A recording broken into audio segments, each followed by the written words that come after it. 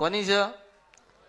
અઘોરીની મેરડી છે. એટલે બાવાજી બધાય રૂપ લે, બધું રૂપ લે. મેલાય થાય ને ચોખ્ખા થાય. અઘોરી છે એટલે બધું થાય.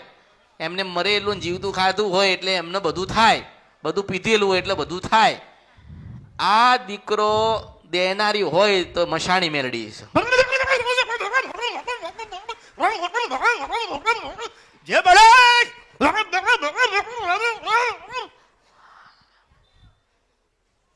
એટલે બાવાજીએ દીકરો દીધો એ તો એના ભગત હતા.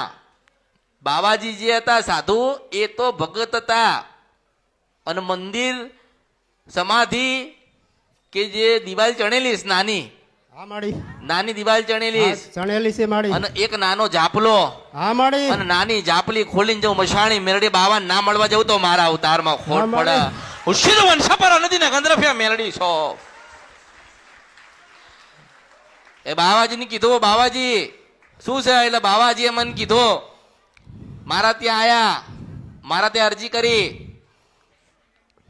દરવાજામાં ઘૂસતા પદ હનુમાનજીને રામ કર્યા. કોને રામ કર્યા? હનુમાનજી દાદા ને, હનુમાનજીને રામ રામ કર્યા. પછી થોડીક અંદર ગઈ એટલે સમાધિ મળી. હા માડી, સમાધિમાં ફૂલ ફૂલ ચાદર બાદર ભગવો ભગવો લહેરાય છે. શંકર ભગવાનની ધજા બજા લહેરાય છે. હું મેલડી છો. હા માડી, પછી બાવાજીને મળીને આમ થોડુંક જોયું તો ખુલ્લું જગ્યા મેદાન જેવું પડ્યું. સાચી વાત માડી હાડી, પછી ધીમને કૂદકો મારીને સમાધિની પાછળ ગયું મેલડી.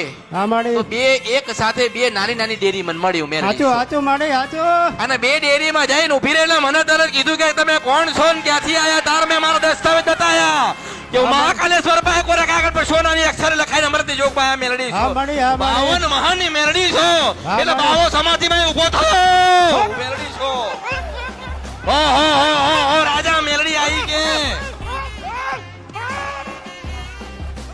એટલે બાવાજી આયા પગે લાગવા.